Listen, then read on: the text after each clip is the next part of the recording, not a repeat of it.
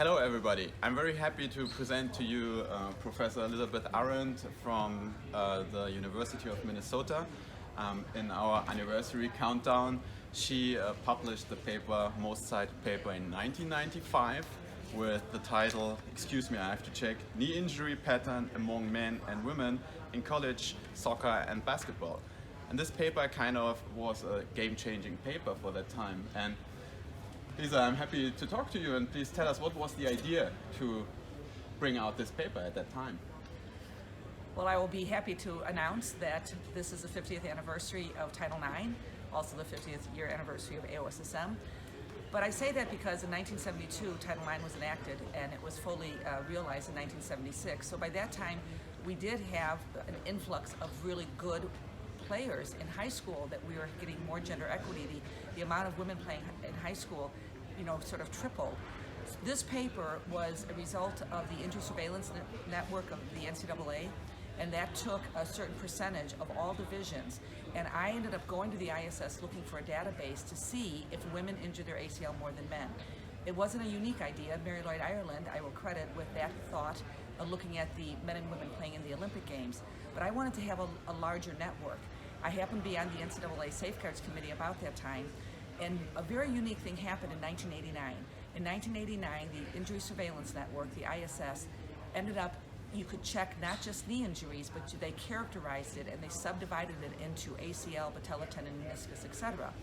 At that time, you knew if you had an ACL injury. We did have MRIs, we did have good tests, so I felt fairly confident when they checked the box that they had an ACL injury, it was correct. So we looked at this database, and I decided to pick the sports of soccer and basketball because men and women played them widely. They were played with the same set of rules and more or less the same game. And that wasn't true with other sports that were in the ISS database. We had volleyball for women, not for men.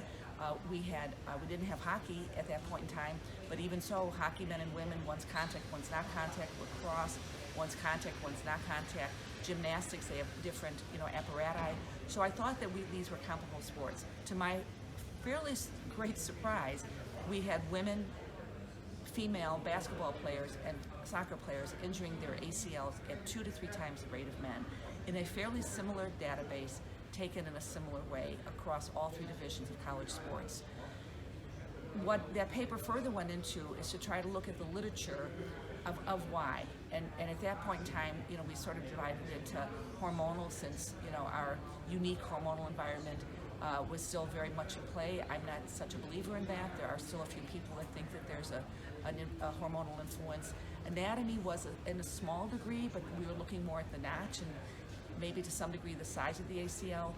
We now have much more elegant anatomic studies looking at the slope of the tibia, looking at the rotation of the tibia. But at that time it was hormonal, environmental, and anatomic. And the environmental was a little bit about the way you were trained, the way that you did your jump landing, sort of the neurophysiology of the female, which you can say may be innate, but of course we all think that it's also trainable. So we started looking at these factors. I will say that I first presented it in 1992, I believe, at the American College of Sports Medicine, and I thought the problem would be solved. You present it to this great esteemed body of thought leaders.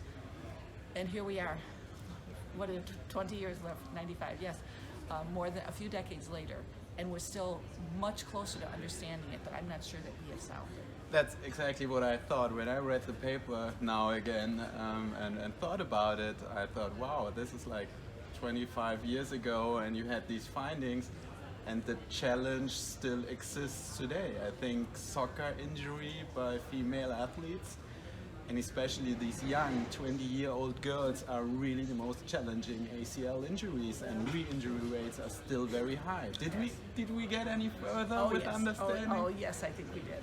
I do think that we train women, I wouldn't say better, but more, I guess I would say we train them better, we understand their body movement patterns better, we rehabilitate them in a different way.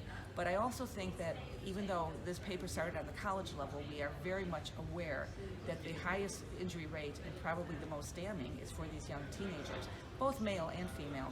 But females, as you know, peak a little bit earlier in their maturation, And I think that their hormonal flurry is maybe squeezed into a more contained package. I don't know.